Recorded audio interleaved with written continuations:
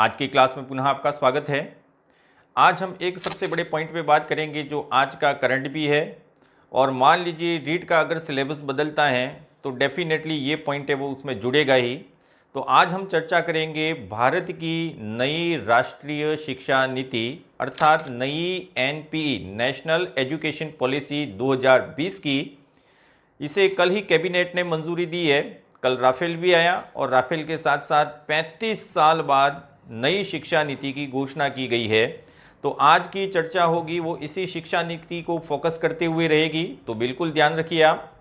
सबसे पहले इतिहास की बात करें राष्ट्रीय शिक्षा नीति की, तो भारत की सबसे पहली राष्ट्रीय शिक्षा नीति बनी थी 1968।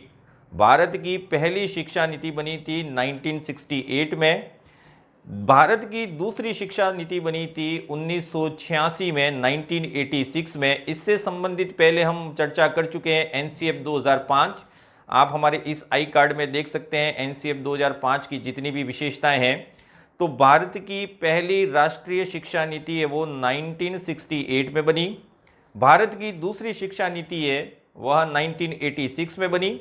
1986 की शिक्षा नीति है उसमें से थोड़ा बहुत संशोधन किया गया और 1992 में एक नई शिक्षा नीति बनी, लेकिन नई तो नहीं थी, संशोधित थी। इसी का नाम कर दिया गया प्रोग्राम ऑफ एक्शन, तो पीओए जरूर याद रखें।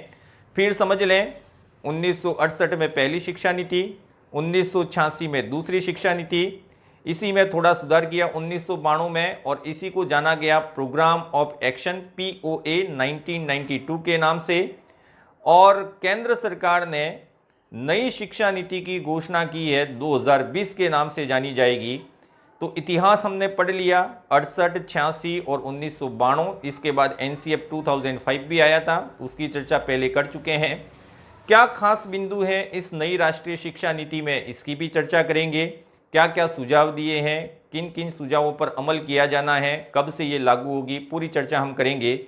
रीट के लिए बहुत इंपॉर्टेंट है, ज़रूर ध्यान रखें, यह पूछा जा सकता है अब इसके बारे में।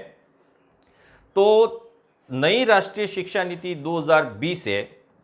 सबसे पहले तो इसको बनाने के लिए एक कमेटी का गठन किया गया था, एक पैनल बनाया गया था। उस पैनल का अध्यक्ष बनाया गया था इसरो के पूर्व चीफ थे के कस्तूरी रंगन। अर्थात नई शिक्षा नीति है 2020 की, उसका गठन है, उसका मसौदा तैयार किया गया था। वो किसकी अध्यक्षता में किया गया था? के कस्तूरी रंगन।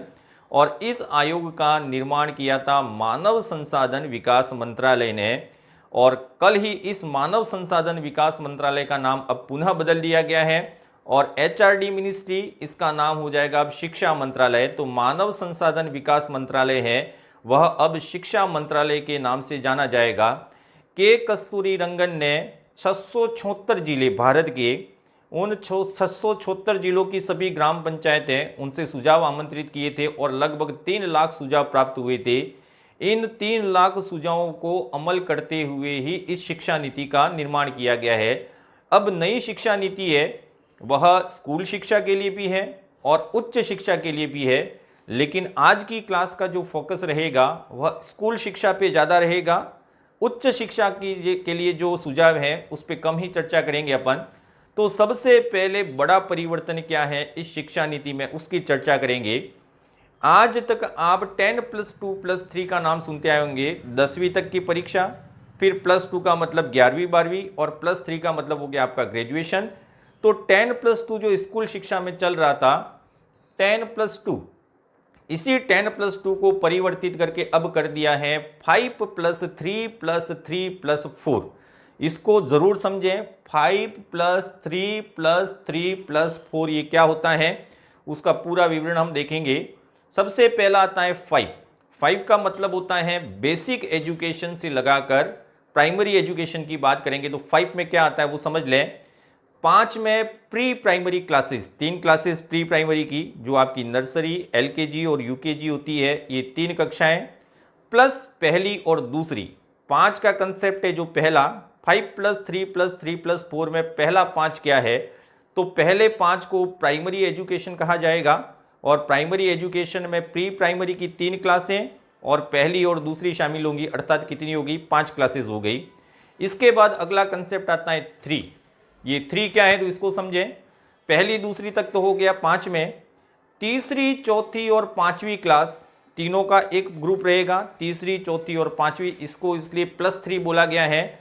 और तीसरी चौथी और पांचवी को मिलाकर एक नाम दिया गया है प्रिपेटरी स्टेज। ये जरूर याद रखें, नर्सरी वाली जो है, नर्सरी से दूसरी तक, उसको प्राइमरी स्टेज बोला गया है। कक्षा 3, 4, 5 है उसको प्रिपेटरी स्टेज बोला गया है। अब इससे आगे फिर +3 आता है।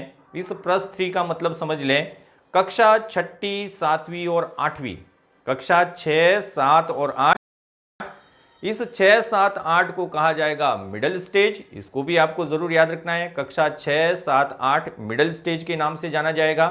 प्रिपेटरी स्टेज क्या होती है, मिडिल स्टेज में कौन सी क्लासें, बिल्कुल याद रखें। और इसके बाद 9वीं, 10वीं, 11वीं और 12वीं, ये 4 कक्षाओं का समुच्चय है, उसे सेकेंडरी स्टेज के नाम से जाना जाएगा। तो इस शिक्षा नीति में 5 + 3 + 3 + 4 4 नाम हैं, 4 अलग अलग ग्रुप बनाए गए हैं। इसका अर्थ समझ लीजिए, पहला 5 है उसे प्राइमरी स्टेज कहा जाएगा, दूसरा 3 है, 3 कक्षाओं का समुच्चय है, उसको प्रिपेटरी स्टेज कहा जाएगा। अगली 3 कक्षाओं का समुच्चय है उसे मिडिल स्टेज कहा जाएगा। और लास्ट की 4 कक्षाओं का जो समुच्चय है, इन 4 कक्षाओं के समुच्चय को सेकेंडरी स्टेज के नाम से जाना जाएगा। तो पहला परिवर्तन है वह 10 + 2 की जगह अब क्या हो जाएगा, 5 + 3 + 3 + 4 हो जाएगा। इसके बाद अगली चर्चा करें तो विद्यालयों में आर्ट्स, साइंस एंड कॉमर्स, इस प्रकार का जो वर्गीकरण था उसको सख्त रूप से समाप्त करने की अनुशंसा की गई है। अर्थात विद्यार्थी जो चाहे उस विषय का चुनाव कर सकता है, आर्ट्स के विद्यालय, साइंस के विद्यालय या कॉमर्स के विद्यालय, इस प्रकार का वर्गीकरण अब इस शिक्षा नीति में आगे नहीं रहेगा। तो इसको भी ध्यान रखें। छात्रों को अपने मनपसंद विषय चुनने की छूट रहेगी, जो भी विषय चुनना चाहे वो चुन सकते हैं। दूसरा है, इसी में आगे बढ़ते हैं तो बैगलेस दिवसों को प्रोत्साहन दिया जाएगा। अर्थात छात्र हैं उसे हमेशा पढ़ने का भय रहता है। आप भी जब पढ़े होंगे तो आपको जिस दिन स्कूल में बस्ता लेके नहीं जाना होगा तब बहुत खुश हुए होंगे। तो सरकार ने इसी प्रकार के कंसेप्ट को बढ़ावा देने के लिए बैगलेस डेज है उनको बढ़ाया जाएगा, ताकि छात्र अधिक से अधिक सह शैक्षिक गतिविधियों में भाग ले सकें। तो ये अगला इंपॉर्टेंट बिंदु है। अगली बात करें तो भाषा का चयन, सबसे इंपॉर्टेंट यही है। देखिए, भाषा का मुद्दा है वो तो भारत में बहुत चर्चित रहा है, लेकिन भाषा का चयन है अब बहुत छात्र खुद कर सकेंगे कौन सी भाषा में पढ़ना है। यह भाषा का चयन है उस राज्य के अनुसार या उस क्षेत्र के अनुसार या उस छात्र की रुचि के अनुसार होगा। इसी भाषा को आगे बढ़ाएं तो केंद्र सरकार ने त्रिभाषा फॉर्मूला है उसको अप्लाई करने के लिए सबसे ज़्यादा जोर दिया है। त्रिभाषा फॉर्मूला क्या है तो हम NCF 2005 में पढ़ चुके हैं, वहाँ से आप देख सकते हैं। त्रिभाषा फॉर्मूला में कितनी बातें कही गई है वो समझे। तो पहली बात तो ये कही गई है कि जो 5वीं तक की शिक्षा है, कक्षा 1 से 5 तक की जो शिक्षा है वह छात्र को उसकी मातृभाषा में ही दी जानी चाहिए। मातृभाषा अभिव्यक्ति का सर्वोत्तम माध्यम है, इसलिए जो कक्षा 5 तक की शिक्षा है वह मातृभाषा में ही दी जाए। सबसे बड़ा पॉइंट यही था। इसके बाद बात करें त्रिभाषा में संस्कृत, तो संस्कृत को बढ़ावा देने का भी सरकार ने प्रयास किया है। संस्कृत अभी तक शायद कक्षा 10 तक अनिवार्य है, लेकिन सरकार ने कोशिश की है कि उच्च अध्ययन में भी संस्कृत को बढ़ावा दिया जाए। तो संस्कृत को बढ़ावा देने का प्रयास किया गया है इस त्रिभाषा फॉर्मूले में। अगला इंपॉर्टेंट पॉइंट आता है व्यावसायिक शिक्षा। हम पहले ही चर्चा कर चुके हैं कि बेरोजगारी बढ़ रही है। क्या कारण है? तो शिक्षा तो बढ़ रही है लेकिन व्यावसायिक शिक्षा का अभाव है। तो इस शिक्षा नीति में व्यावसायिक शिक्षा को बढ़ावा देने के लिए कक्षा 6ठी से ही वोकेशनल कक्षाएं या वोकेशनल कोर्स है वह प्रारंभ करना चाह रही है।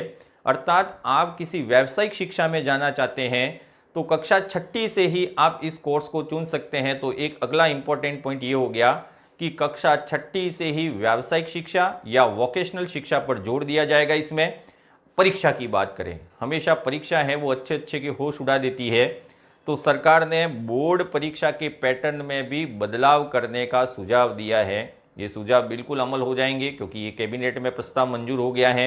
बोर्ड परीक्षा पैटर्न में बदलाव में 3 इंपॉर्टेंट पॉइंट है उसको याद रखना है। पहले ही NCF में कहा है कि छात्रों में रटंत प्रणाली को रोकना है अगर, तो ज्ञान की परीक्षा ना लीजिए, ज्ञानोपयोग की परीक्षा लीजिए, यानी कि अनुप्रयुक्त ज्ञान का परीक्षण किया जाएगा, तो सबसे पहला बदलाव यही है कि ज्ञान का परीक्षण न करके ज्ञानो उपयोग का परीक्षण किया जाएगा। प्रत्येक विषय की 2 परीक्षाएं ली जाएंगी, एक वस्तुगत परीक्षा होगी और दूसरी क्या होगी, विवरणात्मक परीक्षा। ये भी इंपॉर्टेंट, अच्छा फैसला लिया है सरकार ने कि हर विषय की परीक्षाएं वस्तुगत भी ली जाएंगी और विवरणात्मक परीक्षाएं भी ली जाएंगी और अधिक से अधिक कौशल आधारित परीक्षण किया जाएगा। अर्थात छात्रों में कौन सी स्किल्स डेवलप हुई है, ज्ञान तो है लेकिन अपने ज्ञान का उपयोग भी आप कर पा रहे हैं कि नहीं कर पा रहे हैं, तो ज्ञानोपयोग एवं कौशल का परीक्षण इस शिक्षा नीति का सबसे महत्वपूर्ण बिंदु है। यहाँ तक तो बात होगी अपने स्कूल लेवल की। इसके बाद सरकार ने स्कूल से आगे बढ़ते हुए उच्च शिक्षा में भी कुछ बदलाव किए हैं और उच्च शिक्षा में बदलाव में एक संस्था के निर्माण की परिकल्पना दी है। वैसे तो 2 संस्थाएं, लेकिन एक संस्था है उसका निर्माण तत्काल किया जाना प्रस्तावित है, वह है higher education commission of India.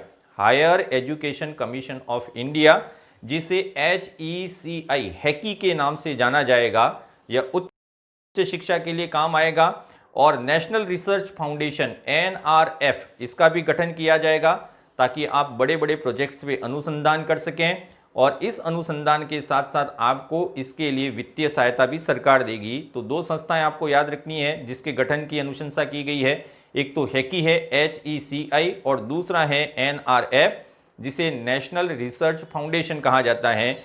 इसका निर्माण वो अमेरिका की तर्ज पर किया गया है, जिसे नेशनल साइंस फाउंडेशन NSF कहा जाता है अमेरिका में। तो ये भी एक बहुत बड़ा अच्छा कदम उठाया सरकार ने। अब इस शिक्षा नीति में एक टारगेट रखा गया है 2030 तक क्या क्या बदलाव होंगे, तो सरकार ने सबसे पहला टारगेट रखा है 2030 तक 100% बालकों को स्कूली शिक्षा से जोड़ना। अर्थात जो भी बालक है, पढ़ने योग्य है, उनको 2030 तक अनिवार्य रूप से स्कूली शिक्षा से जोड़ना है, पहला टारगेट है। और दूसरा टारगेट इससे ऊपर रखा है कॉलेज शिक्षा के लिए कि 2030 तक 50% छात्र हैं वह अनिवार्य रूप से उच्च शिक्षा तक जुड़ सकें। इसके लिए सरकार ने उच्च शिक्षा में 3.5 करोड़ सीटें बढ़ाने का फैसला लिया है। 3.5 करोड़ सीटें बढ़ाई जाएंगी।